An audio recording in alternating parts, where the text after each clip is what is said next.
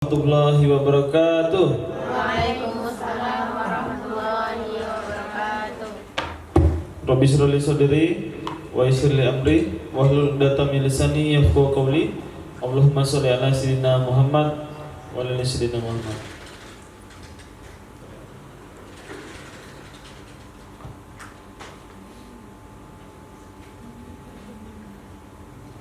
Baik, bersyukur kita kepada Allah dengan sama-sama membaca hamdalah.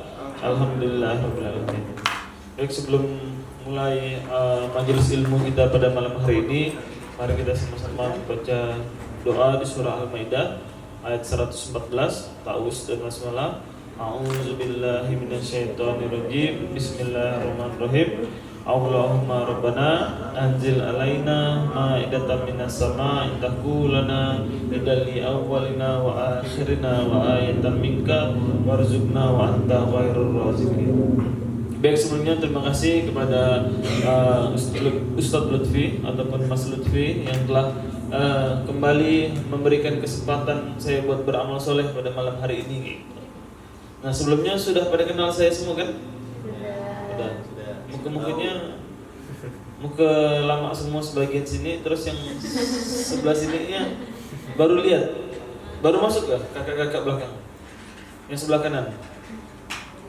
Oh iya, semua berarti santri Aduha gitu. Aduha ya. Oke. Malam hari ini mungkin kita ngebahas bukan kajian sih, tapi lebih tepatnya sharing kayak gitu. Nah, makanya temanya yang dibikin ataupun yang diminta tentang Gen Z ataupun Gen Z. Nah, jadi setelannya pun juga cuman kausan. Nah, mohon maaf kalau misalnya teman-teman kurang berkenan, biar nampak lebih muda ya. Oke. Apa ya? Nah, jadi teman-teman, hari ini kalau bisa metode belajarnya kita rubah, karena sebenarnya tidak ada sesuatu yang perlu teman-teman catat. Nah, teman-teman fokus ya dengarkan saya kayak gitu. Nah, tatap muka saya, tatap mata saya. Nah, karena sebenarnya ilmu itu turun karena ridhonya guru kayak gitu. Nah, bukan karena catatan teman-teman. Nah, takutnya pada saat mencatat habis itu ada notif WA masuk juga, akhirnya buka WA. Setelah buka WA balas chat segala macam, chatnya tidak maksimal, habis itu kajiannya juga tidak maksimal. Oke. Sebelumnya di sini siapa yang umurnya sudah di atas 30 tahun? Dicolet pula. Nggak ada ya? Di atas 20 tahun? Oke. Di bawah 20 tahun? Benar lah, di bawah 20 tahun nih. Kakak, di bawah 20 tahun. Berapa umurnya? 18 saya. Masya Allah, masih bocil. Oke. Nah, jadi mungkin kita hari ini ngebahas tentang Gen Z. Ada yang tahu apa itu Gen Z? Ataupun Gen Z bahasanya? Generasi. Apa lagi? Z-nya apa tuh?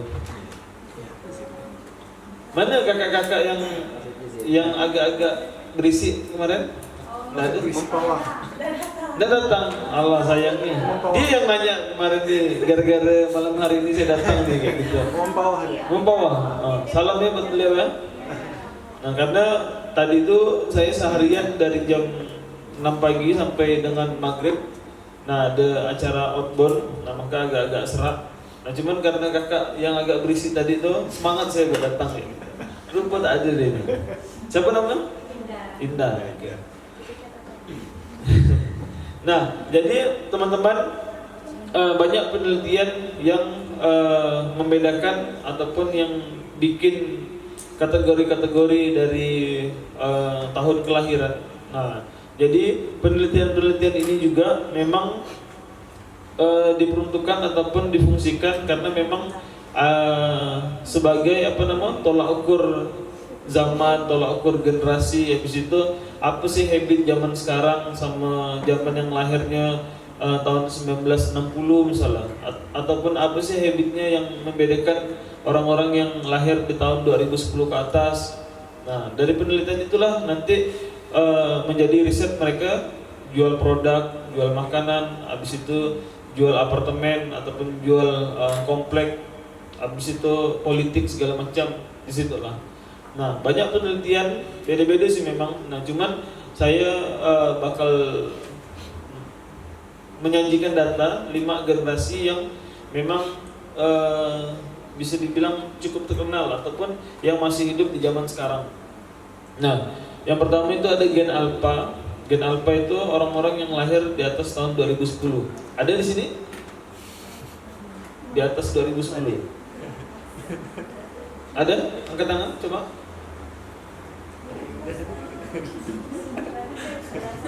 Ya, 2010 ke atas. Ada nak? Ini teman-teman ingat tak tahun kelahiran ini? Bingung deh, nunjuk-nunjuk lah.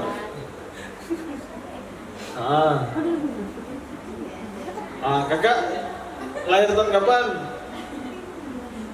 2011. Angkat tangan. Jangan diam-diam. Siapa yang di atas 2010? 1, 2. 2 itu. Oke. Nah, habis itu ada Gen X. Gen X ini kelahiran 1960 sampai dengan 79. Ada yang lahir rentan waktu itu? Dari 60 sampai 79? Ada ya, alhamdulillah. Gen Y itu 1981 sampai dengan 1994. Ada yang lahir tahun segitu? Gen Y? Oh, enggak ada ya. Oke. Gen Z 1995 sampai dengan 2010 ada? 1995 sampai dengan 2010. Oke. Habis itu ada baby boomers tahun 1940 sampai dengan 1959. Adik ini apa? Tahun berapa? Hah? Kau nak angkat tangan? Nah, ini apa nama adik saya ya? Aja saya bawa ke sini biar tahu apa kegiatan abang di luar kayak gitu. Karena setiap saya pergi keluar rumah tuh suka ditanya mau kemana bi kayak gitu. Nah, padahal baru balik ke Gegi kayak gitu. Nah, malam hari ini spesial saya bawa ke sini. Oke. Nah, materi Gen Z ini berarti di sini saya bawakan udah kedua kalinya kayak gitu. Pertama kali itu saya pernah bawakan di teman-teman rumah hijrah. Nah, jadi saya memang ada majelis khusus setiap hari Senin sore, itu majelis internal yang materi yang dijelaskan itu tentang pengembangan diri. Dan salah satu materi favorit saya itu membahas tentang anak-anak muda kayak gitu. Nah, kenapa sih perlu kita mempelajari ilmu tentang pengembangan diri, ilmu tentang sosial, habis itu ilmu tentang entrepreneur, habis itu tentang bertahan hidup segala macam. Nah, padahal sebenarnya Quran itu udah the best product, betul lah. Nah, kenapa kita masih harus mempelajari ilmu-ilmu itu kayak gitu? Ada yang tahu nggak?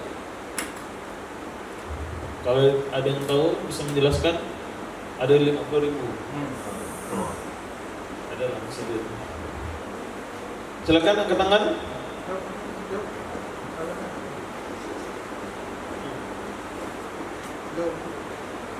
Nah, kenapa kita masih perlu mempelajari ilmu-ilmu itu kayak gitu? Padahal sebenarnya Quran itu udah the best product. Nah, tapi kenapa kita masih harus mempelajari tentang ilmu sosial, ilmu pengembangan diri, ilmu kehidupan, ilmu entrepreneur kayak gitu? Ayo, 50.000. Oke, silakan. Bismillahirrahmanirrahim. Jadi bang, setahu saya belajar itu wajib. Tapi yang namanya ilmu itu ada dua, ada fardu ain dan fardu kifayah. Yang fardu ain itu kita semua wajib tahu, kayak sholat, ngaji. Yang fardu kifayah itu cukup diwakilkan, tapi tetap wajib dipelajari gitu. Gitu bang. Saya masih belum dapat intisarinya. Ada lagi?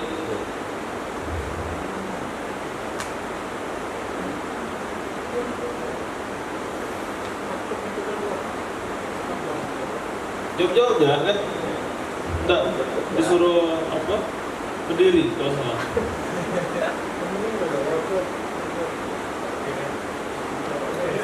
Kalau dengan duit teman-teman tidak termotivasi, tidak tahu lagi dengan apa kayak gitu.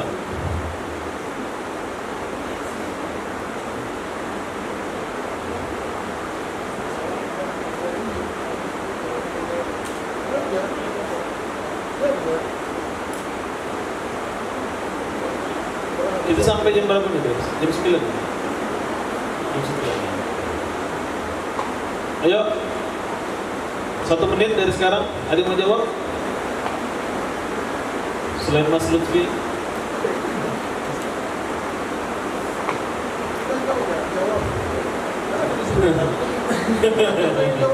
Ya. Kenapa Mas itu sejauh emang kalau misal menurut pribadi saya, kalau misal lihat dari pengembangan ilmu sekarang itu agak beda diimplementasikan pada zaman sama sekarang. Karena kalau dari orang juga mempelajari secara cuman karena banyak berdasarkan empiris ataupun akademis itu kan semakin tahun semakin berkembang dan segala macam. Kalau menurut saya kenapa kita harus berkembang melalui itu sih hal-hal yang memang pengembangan itu sosial atau segala macam itu dibuat secara dinamis dari situ. Nah, bagi dua abang. Bagi dua sama abang siapa namanya? Udin. Fakir. Hah? Fakir. Bang Fakir. Silakan. Masih banget. Ya. Nah, jadi apa nama jawaban Bang Fakir sama abang siapa namanya? Raffi. Bang Raffi, ya insya Allah betul kayak gitu. Nah cuman saya mungkin ingin melengkapi. Nah kenapa kita harus mempelajari ilmu-ilmu itu? Karena memang zaman sekarang pada saat kita punya yang namanya ilmu Quran, kita hafal 30 juz, habis itu kita hafal tafsir segala macam.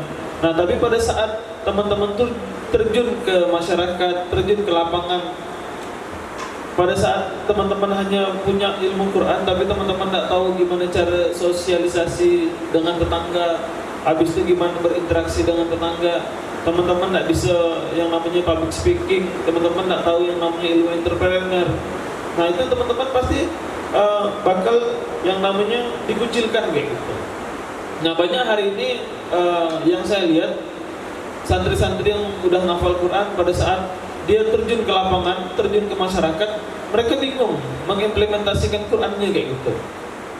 Mereka malah dianggap ataupun dicap sebagian masyarakat sebagai orang yang apatis, nggak peduli, kayak gitu.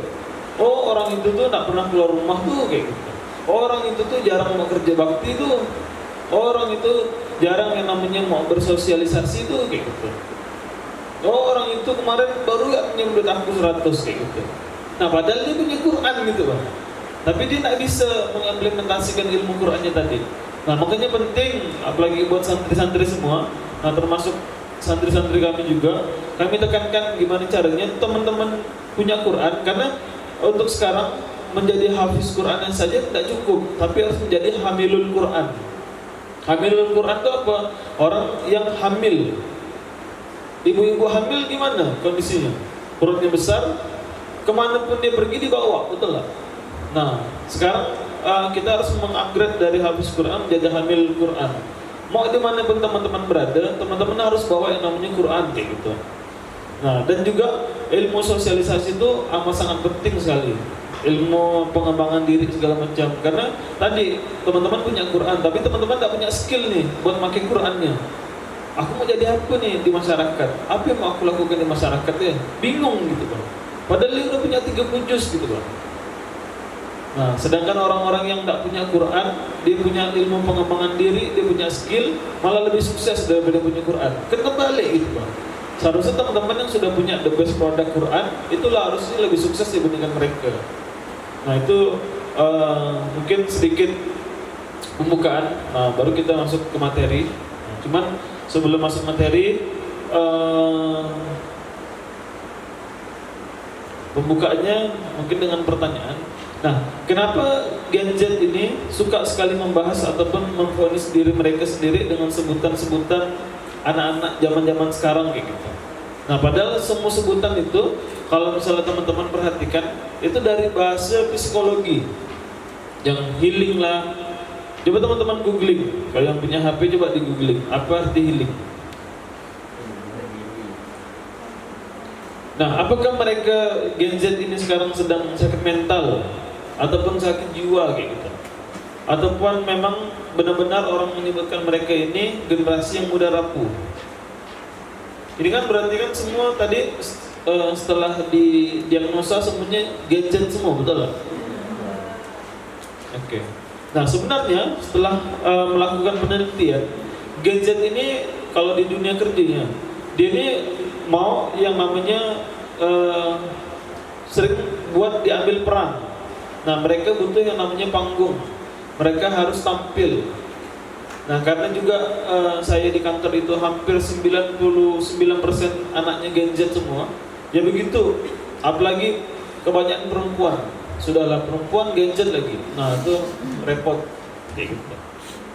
Nah, jadi Gen Z itu teman-teman dia mau harus ngambil peran. Habis itu mereka mau harus ditampilkan. Nah, apalagi laki-laki nih, tenaganya jauh lebih besar dibandingkan perempuan. Nah, jika tenaga laki-laki ini tidak digunakan sampai capek buat dakwah ataupun buat hal kebaikan, maka siap-siaplah tenaga laki-laki ini habis dipakai buat bermaksiat. Nah, makanya laki-laki ini kalau misalnya di pondok ataupun di pesantren itu tuh sering setelah belajar habis itu istirahat sebentar, mungkin 15 menit sampai dengan 20 menit, habis itu sorenya disuruh olahraga kayak gitu. Nah, jadi jangan dibiarkan waktu luang. Karena laki-laki ini tenaganya besar. Nah, pada saat ada waktu luang, nah itu celah setan masuk ke situ. Nah, tenaganya dipakai buat googling, buat searching kayak gitu. Habis itu buat memikirkan hal-hal yang di luar angkasa kayak gitu. Nah, makanya kalau bisa laki-laki ini kita kasih fasilitas, kita fasilitasin buat dia menghabiskan energi, misalnya nyablon terus kayak gitu. Walaupun tidak ada yang sablon ya. Nah, capek-capek kan di situ. Jadi pada saat mereka masuk kamar, mereka udah capek, akhirnya udah bisa langsung istirahat kayak gitu. Nah, tapi pada saat masuk kamar, kunci pintu dan kamarnya sendirian pula kayak gitu. Nah, dan tenaganya masih ada sisa, nah itu dipakai pasti itu. Entah itu searching di YouTube, searching di Google, di aplikasi-aplikasi kencan, nah itu udah kemana-mana dah.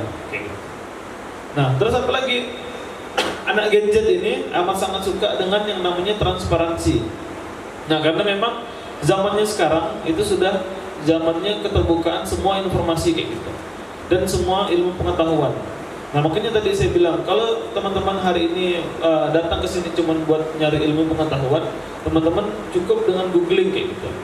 Nah, tapi kalau misalnya teman-teman hari ini niatnya pengen belajar, pengen mengaji, nah makanya fokus dulu. Nah, terus semakin transparansi semakin bagus. Nah, terus semakin tertutup semakin menimbulkan kecurigaan. Nah, ini anak-anak Gen Z. Nah, seperti halnya dulu itu pada saat kita pengen beli tiket pesawat itu kan kita hanya bisa beli di tempat biro jasa ini penjualan tiket, betul lah. Dan kita tidak tahu dong berapa tiketnya segala macam. Nah, misalnya hari ini kita pengen beli tiket harganya 900.000. Nah, besok kita pengen tidak bawa duit, belinya besok. Nah, dan itu harus datang lagi nanya lagi. Ternyata udah berubah harganya. Nah, sedangkan dengan kondisi sekarang, nah kita bebas free access, betul lah. Kita bisa ngecek sendiri, mau keluar kota, domestik ataupun keluar negeri, semua bisa kita cek. Mau transit 3 kali, 4 kali, semua bisa kita cek kayak gitu. Apalagi yang tidak ada sekarang di internet, semua ada. Nah, yang masalah sepele pun bahkan ada. Nah, kayak kemarin dispenser saya tuh tidak mau nyedot air. Nah, hal yang pertama saya lakukan bukan nelponkan teknisi dispensernya, tapi buka YouTube dulu. Nah, kenapa dispenser Sunken tidak bisa nyedot air? Oh, muncul tutorial semua. Teknisi dispenser ternyata sudah bikin konten sebelumnya. Nah, dan tinggal ngikut itu segala macam, selesai masalah. Nah, sesimpel itu kayak gitu. Nah, dan anak Gen Z dalam hal organisasi ataupun ruang lingkup pekerjaan, dia butuh yang namanya kredibilitas. Habis itu mereka butuh yang namanya pembuktian. Dan mereka tidak bisa hanya kita suruh dengan omdo kayak gitu ataupun omongan doang. Nah jadi kalau memimpin anak-anak Gen Z, kita tidak bisa hanya dengan menyuruh diktator kayak gitu. Ente coba jualan gitu pun tidak bisa kayak gitu. Nah ini ada barang, silakanlah jual. Setelah seminggu, kok ini tidak laku-laku? Macam mana ente ini? Macam mana kita mau bayar listrik segala macam nih kayak gitu. Nah mereka tidak bisa digitukan. Nah tapi pada saat, yuk kita tanding jualan yuk. Saya ada produk 15 pieces. Nah saya kasih ente pun 15 pieces. Nah kita tes siapa yang habis duluan kayak gitu. Nah pada saat dijualan ternyata kita yang habis duluan. Nah di saat itulah kita bisa naklukkan dia kayak gitu. Nah karena anak-anak Gen Z itu butuh yang namanya pembuktian. Nah selama yang nyuruh dia tuh kredibilitasnya oke, habis itu kemampuannya melebihi di atas dia, habis itu yang menyuruhnya itu bukan cuma omong doang, tapi dia juga bisa melakukannya dan juga bisa mempraktekannya, otomatis kita bakal diikut kayak gitu. Nah tapi pada saat atasan kita, nah misalnya saya Gen Z, atasan ataupun bos saya ini dia cuma taunya nyuruh ya, taunya beres ya, datang siang, habis itu setelah siang jam 3 udah balik gitu. Padahal harusnya pulang jam 5. Habis itu hari libur disuruh masuk tanpa ada lembur. Nah pada saat disuruh kerja dia tak pandai kerja kayak gitu. Nah otomatis kami kabur pasti. Gen Z itu begitu. Nah makanya Gen Z itu banyak dibilang juga kutu lompat. Nah sebenarnya kutu lompatnya itu bukan karena dianya, tapi karena lingkungan pekerjaannya. Nah bisa jadi karena penelitian mengatakan 80% itu karena atasan. Nah itu tadi atasannya tidak bisa membuktikan, habis itu tidak ada kredibilitas, habis itu tidak ada postur segala macam. Nah jadi gitu loh. Nah contohnya apa? Contohnya banyak sekali Gen Z nih baru sekali hari libur disuruh masuk sama pimpinan langsung update status. Habis itu update-nya tuh ngeluh lagi. Hidup ini perlu yang namanya work-life balance kayak gitu. Pernah enggak teman-teman? Ataupun melihat teman-temannya? Pernah? Habis itu apalagi lembur kerja 1-2 jam langsung bilang ke temannya, kayaknya kita ini butuh healing lah. Cari pantai yuk, naik gunung yuk, kayak gitu. Ke Riau yuk misalnya. Apalagi ke Denggulis yuk, ke tepian Kapuas yuk. Nah, padahal baru lembur 2 jam kayak gitu bang. Nah, tembus target, dapat bonus dari pimpinan ataupun dari Mas Lutfi misalnya kan, langsung self reward kayak gitu. Beli barang yang tak penting. Nah, uang tak cukup kan, akhirnya pakai Shopee Pay. Habis itu lagi pakai pay letter. Nah, besok izin mau liburan keluar kota kayak gitu. Langsung tak masuk kerja. Nah, sering begini nih. Nah, mungkin dulu juga pernah ada yang namanya lagu ABG tua. Pernah tahu enggak teman-teman?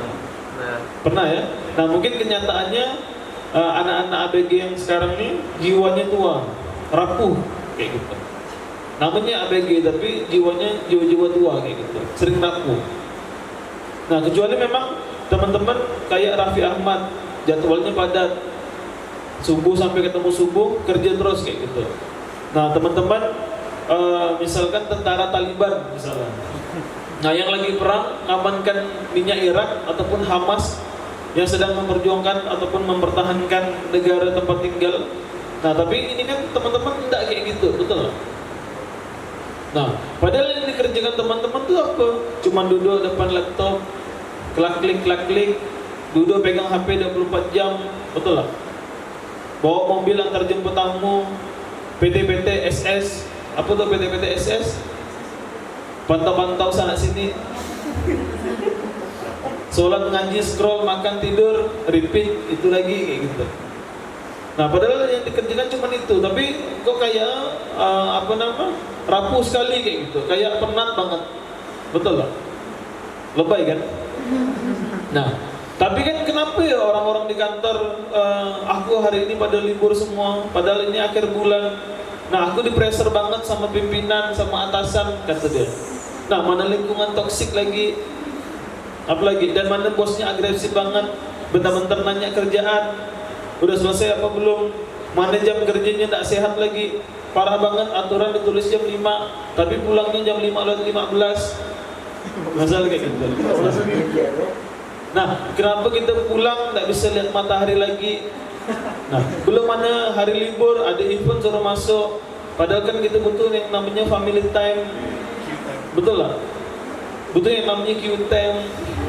Aku kan pengen skincare juga, pengen pakai hand body juga, pengen scrub juga.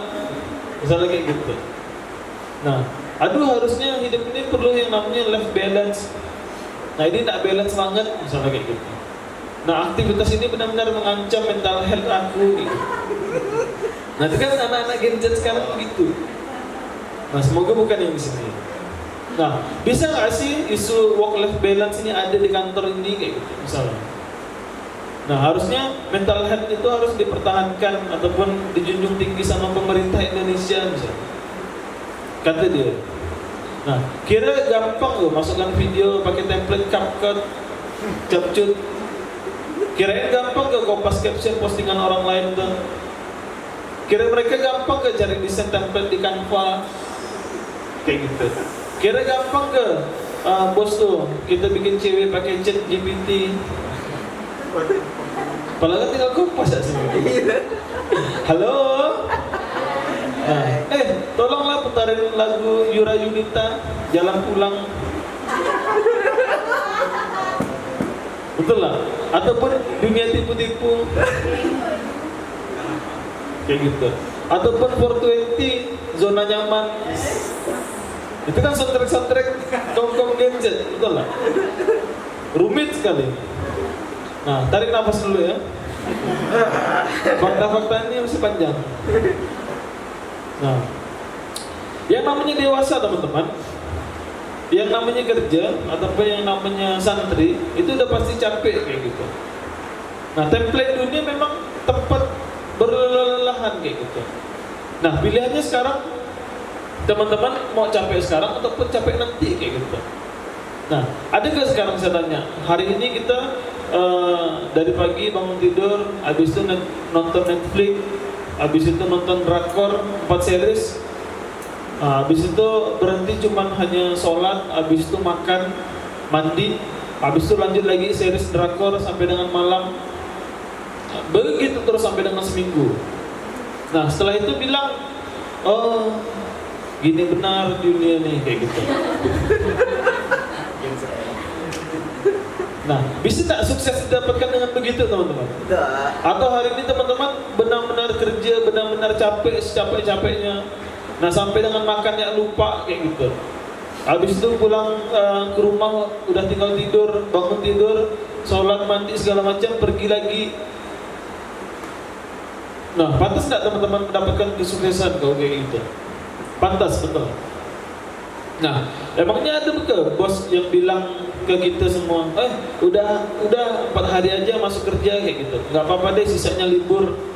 Nah, saya takut mental health kamu terganggu. Ada ke bos bilang gitu? Ataupun ada ke pimpinan bilang gitu? Nggak akan mungkin, betul kan? Ataupun ada ke teman kita bilang, aku lihat deadline kamu banyak nih, seminggu belum bergerak-gerak, kamu ambil cuti saja, biar aku aja yang ngerjakan pekerjaan kamu semuanya. Ada itu. Makasih Dimas. Tak akan mungkin, betul kan? Ataupun konsumen bilang, ya udah deh sini aku beli biar kamu bisa pulang cepat, kan kamu butuh work-life balance kayak gitu. Tak akan mungkin ada teman-teman. Nah, bisa jadi bos yang marah, target yang besar, habis itu keseringan lembur, deadline yang banyak, bukan berarti kantornya toksik kayak gitu. Nah, bisa jadi kita yang toksik karena merasa diintimidasi, selalu menjadi korban, selalu menyalahkan orang lain, tak pernah introspeksi diri kayak gitu. Nah, jadi pesannya apa? Stop jadi generasi yang rapuh. Nah, fakta yang mencengangkan. Nah, menurut data, Gen Z ataupun Gen Z di Indonesia inilah yang paling sering banyak wasting time di internet. Nah, terus ada yang namanya Gen X tadi, itu ternyata 29% dari populasi mereka itu menggunakan internet juga sama, paling lama 2 jam, 1 sampai dengan 2 jam per hari. Nah, dan yang menjengangkan juga ternyata Gen Y itu berarti gen saya 94. Nah, itu 26% populasinya paling lama menghabiskan waktu di internet lebih dari 6 jam sehari. Nah, bayangkan waktu 24 jam, 6 jamnya dipakai buat main internet. Berarti sisa berapa? 18 jam. Terus teman-teman tidur, anggap misalnya tidurnya jam 11, bangun jam 5. Berarti udah menghabiskan waktu sekitar 5 jam, betul nggak? 18 kurang 5 berarti sisa 13.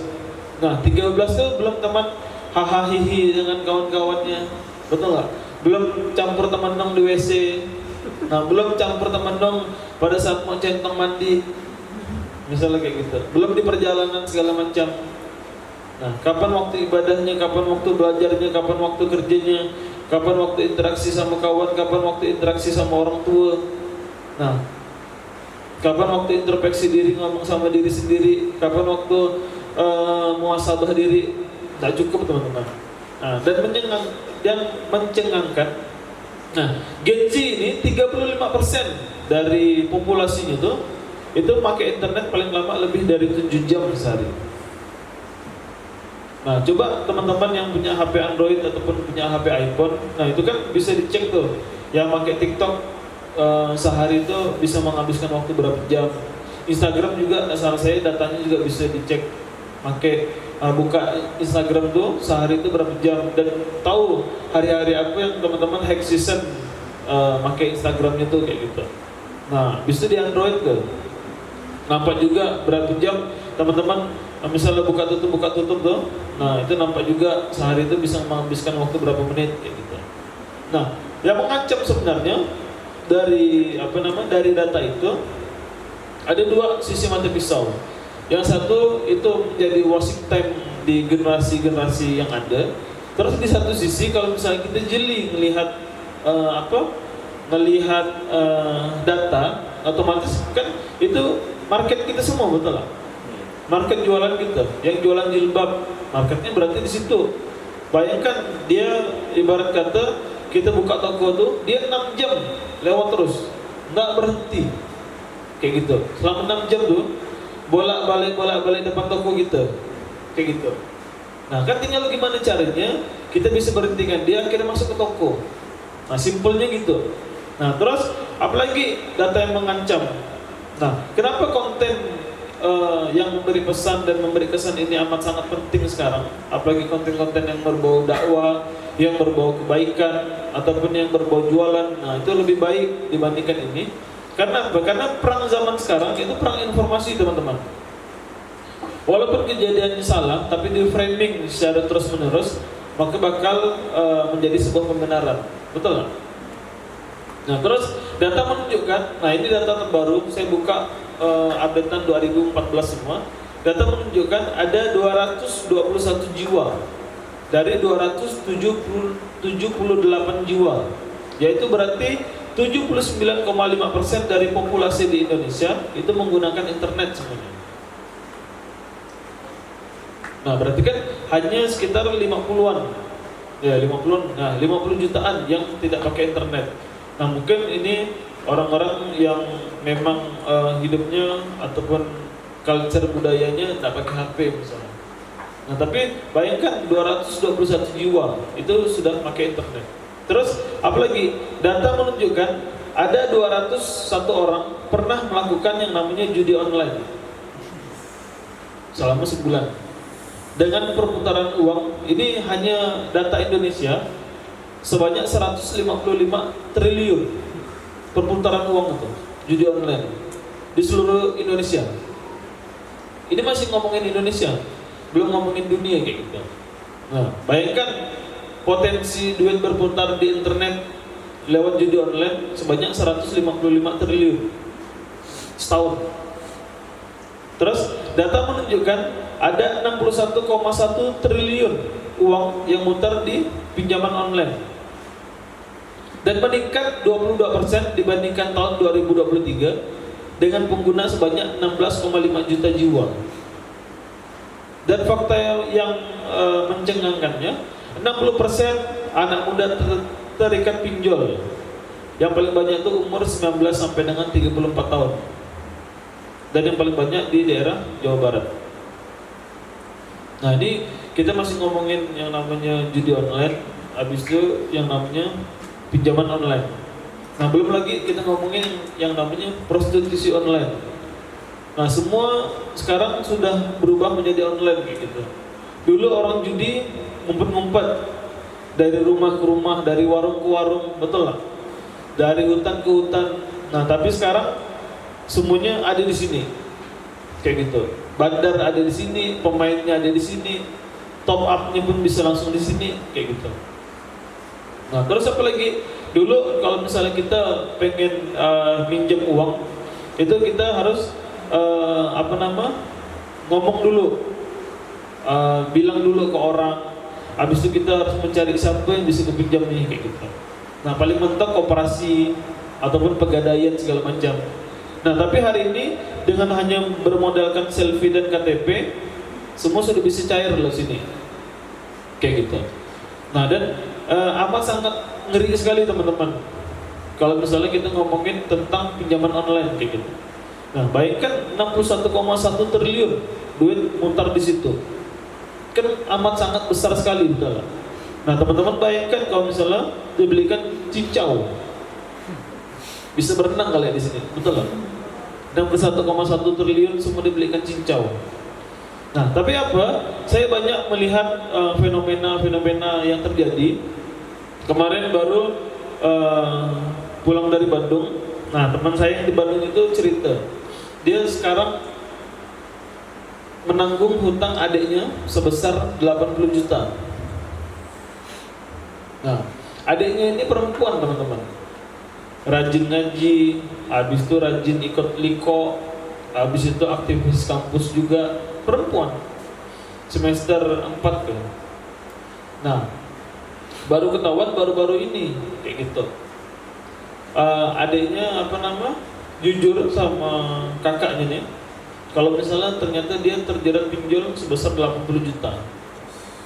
Dan ini orang tua nak tahu kayak gitu, dia sampai gemetaran. Saking udah bingungnya tuh nyari duit kemana kayak gitu. Karena apa? Karena awal mulanya itu hanya dari 2,5 juta pinjaman. Hanya dari 2,5 tadi.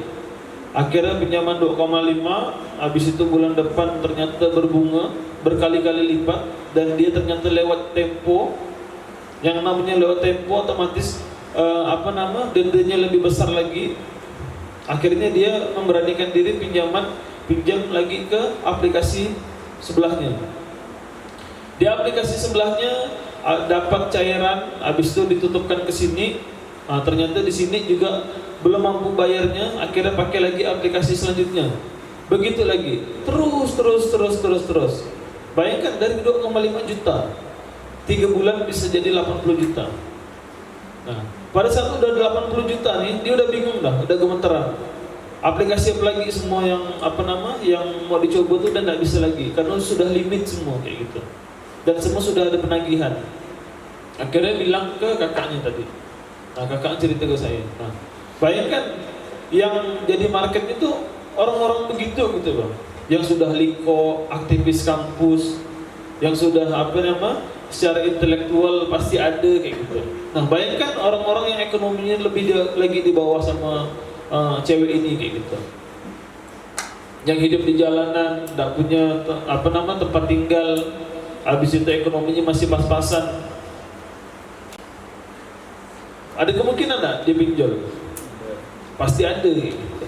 Hanya bermodalkan KTP kok, hanya selfie ya, kayak gitu, cair dah langsung. Tidak perlu nunggu lagi, tidak perlu diinterview, duitnya mau dipakai buat apa, tidak perlu kayak gitu. Tidak ditanya kapan mau bayar segala macam. Nah, cuman memang ternyata mereka ini kenapa bisa begitu? Karena ada ketakutan tadi. Datanya bakal disebarkan ke orang-orang terdekat. Nah, dan beberapa pernah juga yang masuk ke saya nih, "Woi, tolong kau bilangkan ke si A suruh bayar hutangnya," kayak gitu. Nah, sampai begitu. Nah, padahal kita ini tidak dekat sama si A kayak gitu. Nah, tapi karena memang tadi begitu kita download aplikasi kan, itu kan minta akses kontak sama akses galeri foto segala macam. Nah, jadi semuanya tuh terekam sama mereka gitu Bang. Nah, jadi mereka pun ya dengan seenaknya juga pakai data kita. Nah, jadi pada saat kita misalnya udah tidak bayar, dia kan pasti ngancam. Kalau kau tidak bayar hari ini, data kau bakal aku sebar. Nah, kita tidak ada duit. Nah, mau adalah disebar gitu. Nah, itu satu. Nah, terus banyak juga kejadian tentang prostitusi online. Nah, ini saya sampaikan secara gamblang. Ini khusus yang buat laki-laki biar menjadi pelajaran. Nah, biar teman-teman tidak kena modusnya. Nah, jadi modusnya itu ada akun Instagram cewek, entah itu dia posisinya pasti bukan di Pontianak, pasti posisinya entah di Jakarta, entah di Bandung, entah di Medan segala macam. Nah, nge-komen salah satu postingan teman-teman.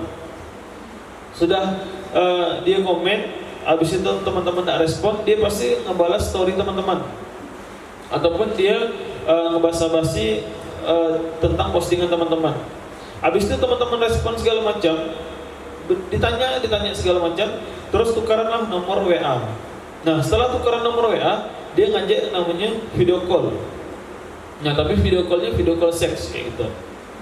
Nah, video call seks dia benar-benar ada nyata, dan ini kena ke beberapa teman saya kayak gitu. Lebih dari 3 gitu modusnya. Nah, jadi pada saat video call benar-benar perempuan, tapi perempuan yang tidak pakai busana kayak gitu. Begitu tidak pakai busana, karena tadi kita juga lemah syahwat tadi, akhirnya juga terikut lah kan. Nah, dan si cewek ini minta buat, aku kan udah tidak pakai baju, kamu juga lah segala macam. Akhirnya cowok itu melepas semuanya. Nah, begitu melepas semuanya itu, screen recorder jalan, screenshot jalan segala macam. Nah, habis itu dah dimatikan. Nah, begitu telepon dimatikan, cowok nelpon, tolong transferkan 1 juta sekarang, kalau enggak barang bukti ini bakal aku sebar. Dikirim, benar-benar dikirim kayak gitu.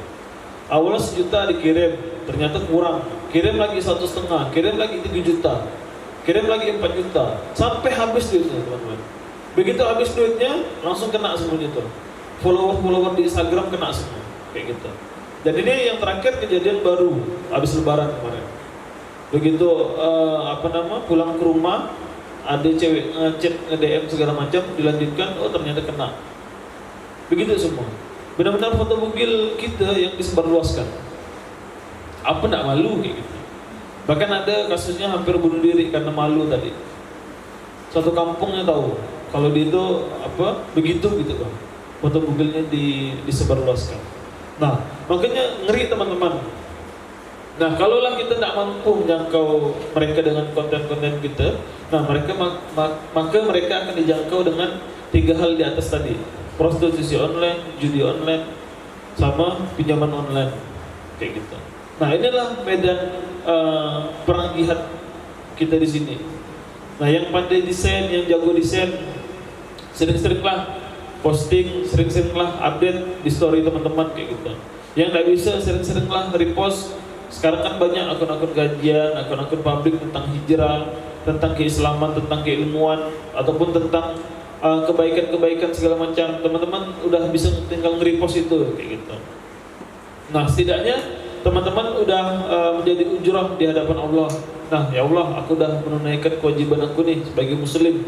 Aku udah coba ingatkan follower aku nih kayak gitu. Aku udah coba mengingatkan orang-orang yang lihat viewer di WA aku ataupun di Instagram aku segala macam kayak gitu. Nah, setidaknya aku udah coba ngamankan mereka nih dari judi online, jadi dari prostitusi online, nah dari pinjaman online dengan konten-konten edukasi yang aku kasih. Nah, itu kan juga bisa jadi medan dakwah kita teman-teman. Nah, terus apa lagi? Nah, terus hidup apa yang seperti apa hidup yang bisa kita contoh teman-teman? Nah, kalaulah hari ini kita bisa mengambil pelajaran hidup dari Rasulullah ataupun dari para sahabat, nah mungkin itu terlalu jauh. Nah, kalaulah hari ini kita mengambil pelajaran hidup seperti pejuang Islam Muhammad Al-Fatih, habis itu lagi Osman Ghazi, Diponegoro, Imam Bonjol, Buya Hamka ataupun Wali Songo, mungkin juga masih terlalu jauh teman-teman.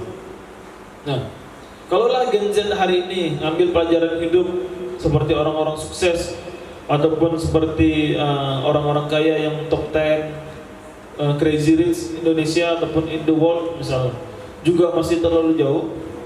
Nah, ataupun hari ini kita semua mengambil pelajaran hidup seperti kiai, seperti murabi, seperti orang-orang guru-guru yang masih jauh dari kita juga, itu masih susah, ataupun kiai-kiai yang di pondok pesantren masih terlalu jauh.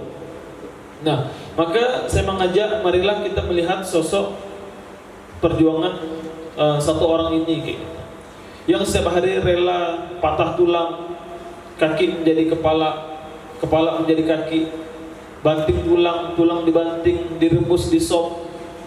Nah, saking kerja kerasnya hanya untuk memastikan kita mendapatkan pendidikan yang layak, memastikan pakaian kita yang kita pakai ke sekolah bisa seragam seperti anak-anak yang lain, yang memastikan kita bisa kenyang dari pagi, siang, sore, malam, yang memastikan tidak ada rezeki haram masuk ke tubuh kita, yang memastikan kantong kebahagiaan kita penuh, tak pernah kosong, yang memastikan tidur kita nyenyak dan bangun kita tenang. Who is that? Siapa ke dia? Ya, that is my father, my Superman, that is my heroes. Nah, kenapa? Nah, kan pertanyaannya, kenapa harus ayah kayak gitu? Nah, teman-teman pernah nggak ngerasa, apakah mereka kerja keras di terik panas di bawah matahari, tangan hitam terbakar? Nah, pernah bikin status, duh panasnya matahari hari ini. Pernah ayah kita bikin status gitu? Nggak pernah. Betul nggak? Habis itu tuh kan fotokan tangannya, nggak pakai sarung tangan, belang. Oh, belang nih hari ini. Pernah gak ayah kita bikin status kayak gitu? Nggak pernah, betul nggak? Pergi subuh pulang malam. Nah, pernah gak bikin status tentang work-life balance? Nggak pernah. Nah, pernah nggak bapak kita bikin status ngeluh, nge-repost kata-kata tentang rindu ibu, pakai backsound, anak-anak senja? Nggak pernah, betul nggak? Ataupun pernah nggak bapak kita menceritakan ke kita betapa toksiknya teman-teman di kantor? Nggak pernah. Ataupun atasan mereka di kantor, atau susahnya mereka bekerja hari itu, pernah nggak bapak kita cerita? Tak pernah, betul nggak? Nah, sosok yang nggak pernah ekspresif, mungkin jarang ngomong, yang paling banyak nahan air mata di antara anggota keluarga yang lain. Siapa yang masih punya ayah di sini? Oke, masih banyak ya. Nah, orang yang jika di depannya tidak pernah menunjukkan kesusahan, ayah tidak apa-apa ya? Oh, tak apa-apa. Pasti gitu, betul lah. Ayah capek ke ya? Sakit ke ya? Tak ada, aman-aman kok, tenang ya. Nah, di saat teman-teman jadi seorang bapak, nanti teman-teman bakal ngerasakan lah gimana magic momennya, ataupun ajaibnya, ataupun magisnya pada saat kita ini capek-capek di luar sana, capek kerja, capek beraktivitas segala macam. Tapi pada saat pulang ke rumah, ngeliat anak tuh benar-benar hilang kayak gitu. Saya pun sampai sekarang masih mencari medisnya. Kok bisa gitu Pak? Dan saya ngerasakan sendiri pada saat capek-capek kerja di luar, aktivitas di luar, begitu buka pintu, api, 2 orang peluk segala macam tuh, ya hilang dengan sendirinya itu hilang kayak gitu. Yang tadinya kita di rumah mau istirahat, mau baring-baring itu tak jadi gitu, karena ada anak tadi. Nah, ini pun masih saya cari apa gitu korelasi antara peluk anak, habis itu ketemu sama anak di rumah, capek bisa hilang kayak gitu. Nah, kalaulah boleh saya berpesan buat ayah-ayah hebat di luar sana yang rela kerja keras, berjuang buat anak istri untuk bisa makan, habis itu yang mungkin rela menahan diri dia dengan sakitnya dunia agar derajat anak istrinya bisa dipandang keluarga. Nah, buat ayah hebat mungkin yang di luar sana yang rela dicaci maki bosnya, difitnah, ditipu sama rekan bisnisnya, yang rela misalnya tak apa-apa tak makan, yang penting anak istri bisa makan, yang tak apa-apa bisa ngumpul, yang penting bisa beli barang-barang yang anak-anaknya suka, yang penting istrinya bahagia, yang penting anaknya bahagia. Nah, mungkin bisa jadi salam hormat dari kami semua, anak-anak yang menyayangi ayah ataupun menyayangi bapak. Nah, Dan ada quotes terakhir dari Ustaz Lukman ataupun dari Ayah Man yang bagus. Nah, kalaulah hari ini doa ibu itu hal hebat, nah maka perjuangan ayah itu sesuatu yang dahsyat. Nah, maka kalau misalnya teman-teman Gen Z hari ini ngerasa hidupnya yang paling korban, yang paling merasa diintimidasi, yang paling rapuh, yang paling penat segala macam, nah teman-teman tinggal lihat gimana kehidupan ayah kayak gitu. Saya yakin penatnya, capeknya, habis itu stresnya, pusingnya itu lebih daripada kita. Nah, tapi dia ngerasa santai ya. Dia di depan kita tetap tegar, tetap kuat, tetap oke, tetap fine, tetap semangat, tetap seperti tidak ada ngerasa apa-apa segala macam. Nah, cuman pasti di punggung itu banyak penuh dengan cacian, makian, penuh dengan beban segala macam. Nah, sampai tidak keluar mulutnya buat mengeluh kayak gitu. Nah, itu mungkin yang menjadi trigger juga begitu. Mungkin nanti teman-teman suatu saat bisa menjadi ayah, amin. Nah, pasti juga bakal ngerasakanlah hal yang sama. Kenapa bapak aku nih biasa malam-malam temeneng duduk di teras? Sekali jadi bapak gitu juga gitu kayak gitu. Kenapa bapak tuh suka pas mau tidur tuh ngeliatin anak-anaknya segala macam. Sekali jadi ayah begitu juga kayak gitu. Nah, hidup itu bisa dibilang siklus. Nah, nanti teman-teman yang hari ini menjadi anak bakal menjadi orang tua. Nah, yang menjadi orang tua nanti bakal jadi kakek, bakal jadi nenek. Begitu teman-teman. Nah, mungkin yang sedikit ini pas Suryo lewat 8 menit. Nah, jadi bisa mengingatkan kita, bukan cuma mengingatkan teman-teman tapi mengingatkan diri saya sendiri juga. Nah, bahwa kalau misalnya ya itu tadi, jangan menjadi generasi yang rapuh.